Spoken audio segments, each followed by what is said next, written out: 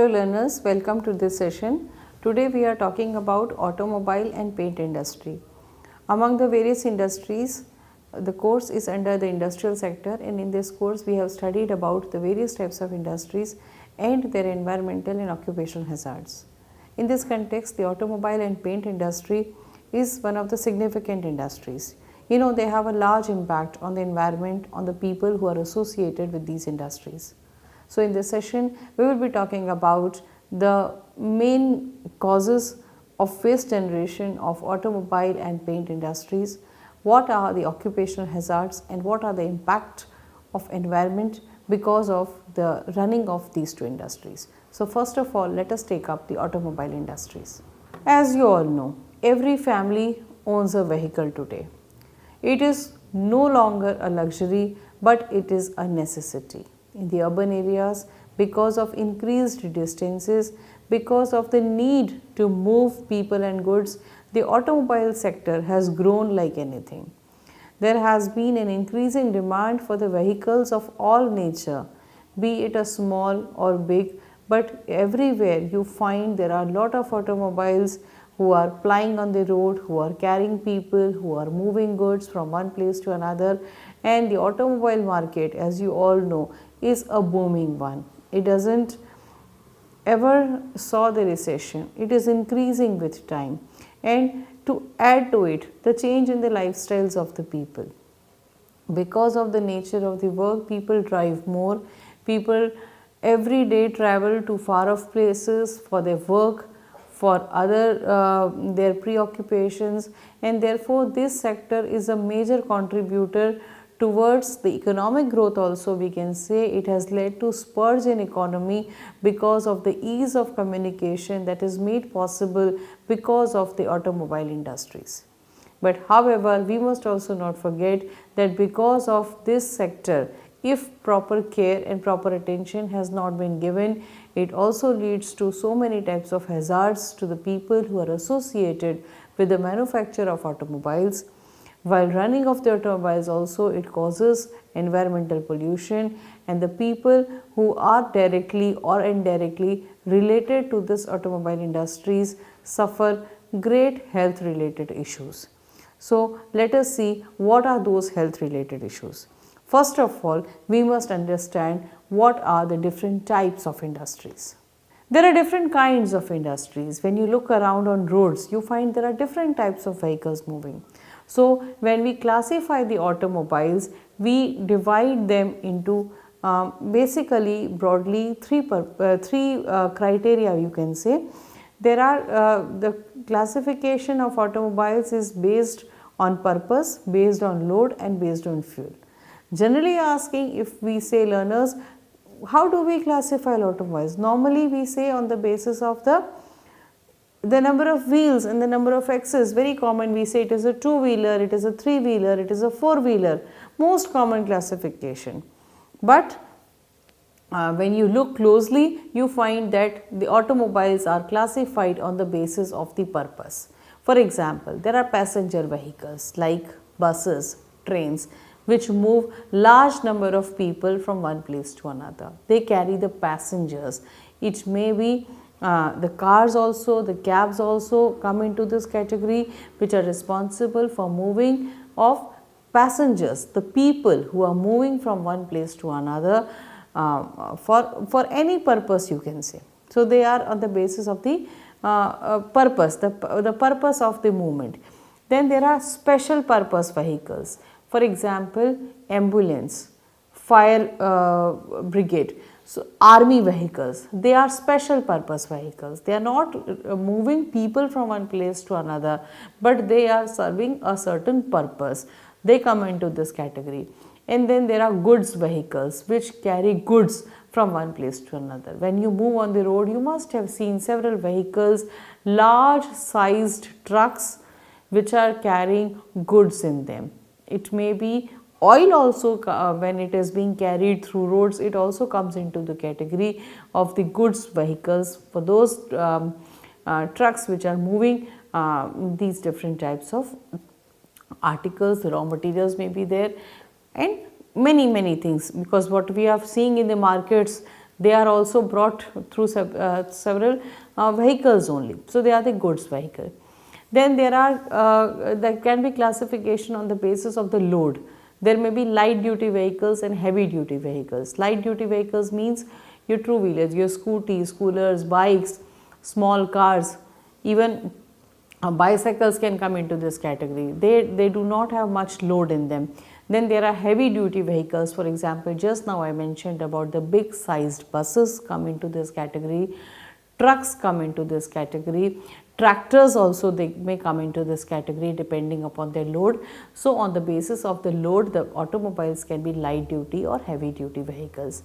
Then on the basis of the fuel also, we can classify automobiles petrol based engine or diesel based engine, or it is CNG, or you can say electric vehicles. So, this is another way of classifying the automobiles. So, all these automobiles can be easily seen on Indian roads. We see vehicles of all the nature plying on the roads. Apart from the simple classification which we normally know is two-wheeler, three-wheeler and four-wheeler, we also see sometimes there are the certain vehicles which are driven by left-handers. There are certain vehicles which are driven with the right-handers. So, there may be n number of classifications, or broadly learners, you must remember that they are the broad categories are three on the basis of which we classify the automobiles. Now, the different types of waste. When you see the automobile, you know, it is very interesting. Not only the production of the automobile, where it is being produced, the different parts are being produced, or whether it is assembled. You can say the different parts are assembling. Right from the manufacturing stage, from where we are getting the raw materials to manufacture that vehicle, the different parts, the different equipments associated with it, at every stage you find that the waste products are being generated. Along with that, when the vehicle finally enters into the junkyard, because after 10 years or 15 years, you can say the vehicle is not in a you can say shape that it can ply on the road or it can function properly. It becomes outdated with time. So, it enters the junkyard for recycling. At that time also the waste products are being generated.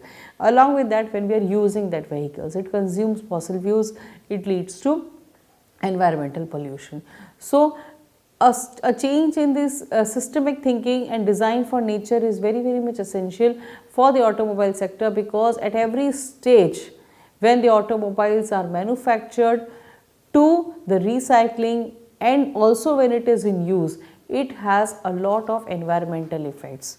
And the automobile industry, as I said, right from manufacturing sector also, it is a major material consumer of metals. The different types of materials which are obtained through mining like aluminum, copper, lead, iron, even plastic component is high, rubber is there, glass, petroleum products. A number of products are required to manufacture an automobile, whether it is a light duty or heavy duty or has a low load or high load. So, you can see the variety of the materials which are very much required for the manufacture. That means that at various stages we are interfering with the nature, we are doing mining, several processes, we are consuming energy, and every activity is associated with the generation of the waste products. If you look at the occupational hazards of the automobile industry, as I said, there are two stages. One is the vehicle manufacture stage, when the vehicle is being manufactured, where the different parts of the vehicles are being manufactured. At that time, it is very common to find respiratory ailments to the people who are involved, like in the other industries. We find the different stages are there. For example, welding is being done, casting is being done. At different stages, you find that the people are prone to respiratory ailments. Similarly, when the vehicle assembly takes place, it has been found that musculoskeletal systems are very common at these type of stages. Other ailments are also there. It is not like it is a short term, but long term also. If a person is working in the automobile industry for long, he may have chances of asthma, he may be becoming hypersensitive to the respiratory disorders because of inhalation of dangerous fumes, toxic chemicals into this body for long.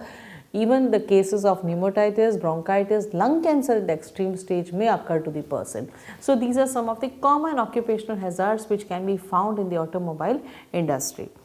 Along with this, we cannot ignore the environmental hazards. As I said, even the use of the vehicles on roads, it leads to environmental pollutions. So toxic emissions are very common. They are lead based. Several types of harmful gases, for example carbon dioxide, carbon monoxide, are being released when the vehicles are being they are run. So toxic emissions are very common. They lead to environmental pollution, also interfere with the ecosystems and cause climate change related phenomena. Then the manufacture of the automobiles, as I said, when it is being manufactured, it leads to the release of harmful gases into the atmosphere. Many a times these gases are not being treated and they are emitted directly into the atmosphere, and because of the harmful processes being involved, it leads to generation of toxic environment in the nearby areas particularly. And when the fuel is being used, as I said, because of the use of the petrol, diesel based, fossil fuel based vehicles, the harmful gases are being emitted. A major share of the environmental pollution, particularly the air pollution, is happening because of traffic, because of the automobiles. This is very common. It also contributes to the release of nitrogen dioxide into the atmosphere. It also releases sulfur dioxide into the atmosphere, carbon dioxide, carbon monoxide. All the harmful gases are emitted into the atmosphere, which deteriorate the quality of the air. And the end of life vehicles, when the vehicles are not being used, they are not recycled properly, it adds to the volume of the waste generated from various sources. It has a consequence on the soil, it has a consequence on the water quality, it disturbs the ecology of a certain place, and also it is a wastage of the resources, particularly the minerals, the energy resources, etc. So we can say that automobile sector is one of the major sector which is thriving, which has a huge potential in the times to come. But if we ignore the occupational and the environmental hazards associated with the automobile industry, it will be a big problem for us in future.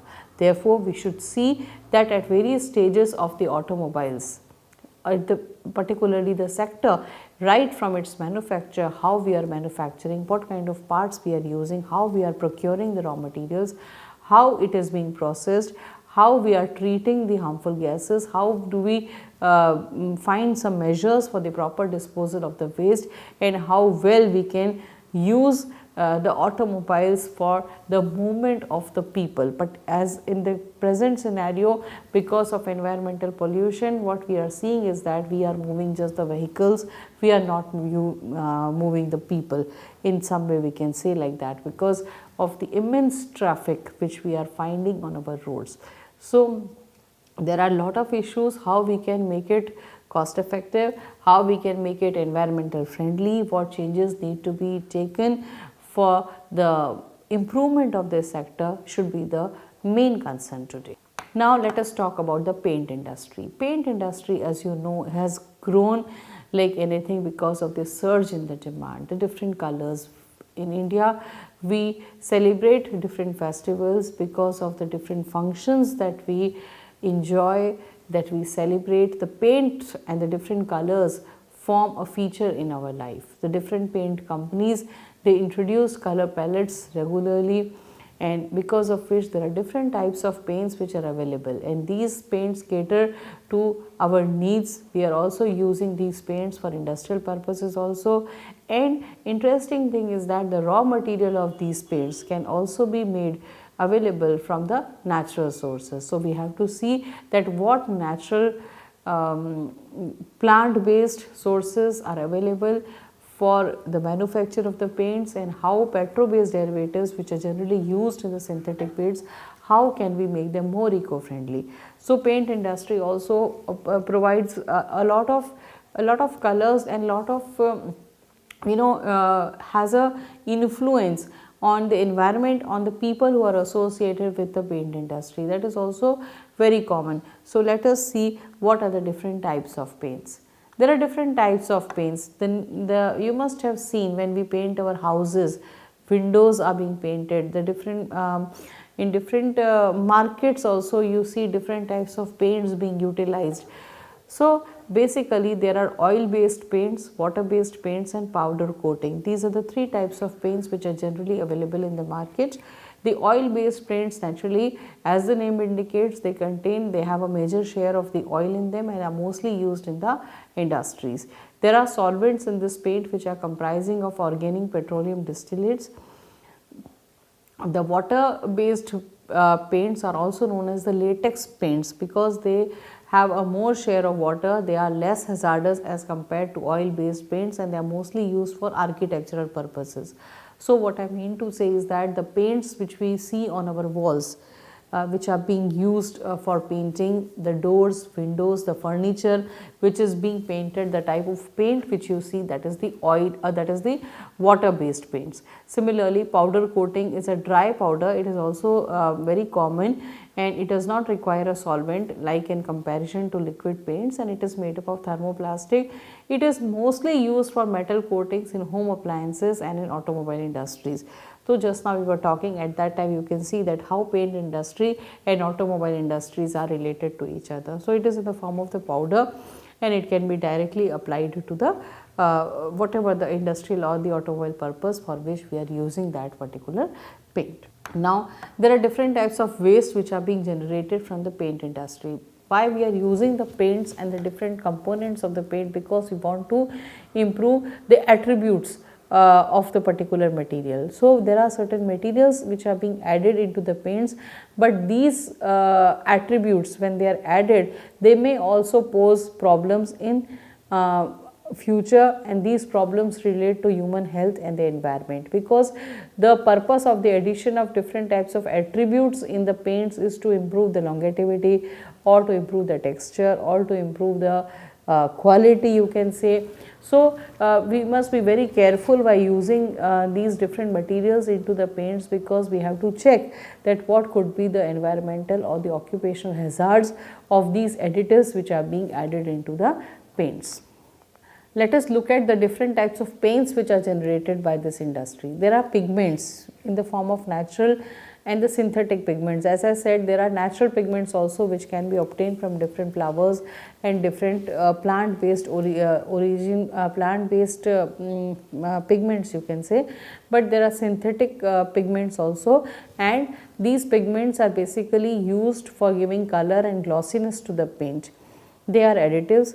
Similarly, solvents made up of petroleum products are also used, and they impart aroma to the paints. In various times you must have observed that the aroma, I must say, of the different paints in buildings, in maybe in certain places you must have seen. So it is because of the solvent which has been added, because it improves the attractiveness of the particular paint. Similarly, resins, both natural and synthetic resins, are used to dry the paint quickly. They are being added so when to fasten the drying of the paint. And additives, as I said, they are antifungal and antibactericidal, and they impart longevity to the paint. So this is the function of the different additives which are being added in the paints, but along with side they also release the waste products associated with the different activities. Although these are very necessary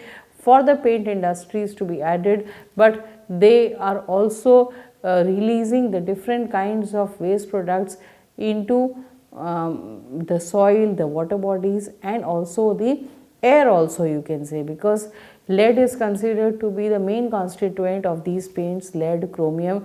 They are termed as the silent epidemic because they show their effects after 5 years also, 5 years after the application of the paint. So we have to be very, very careful when we use the paints, and the people who are associated with the paint industry must be extra careful.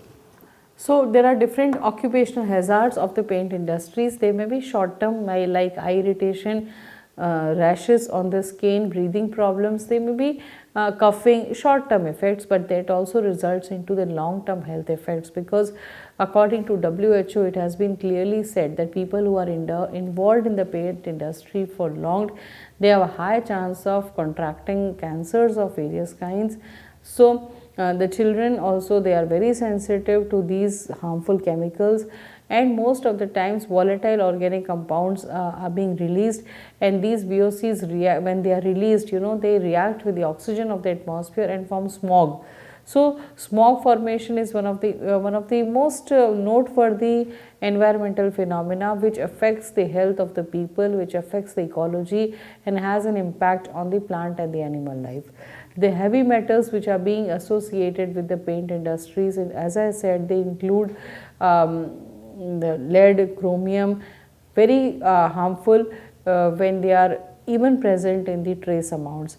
Therefore, the chances of lung cancer, contracting nervous system disorders, having dizziness, nausea, fatigue, very common ailments are these which are seen to the people who are associated with the paint industries. And as I said, the professional painters are at more risk. They have a more chances of getting these type of you can say these type of adverse effects on their health. And if you look at the environmental hazards of the paint industry, lead and chromium toxicity is very common because these are the two metals which are largely used in the paint industry. They are even releasing in their small amounts have a potential to cause diseases to the vulnerable sections of the society, the elderly, the children, the asthmatics. So they lead to the toxicity in the soil also. They also cause water pollution when they are released as such without any treatment.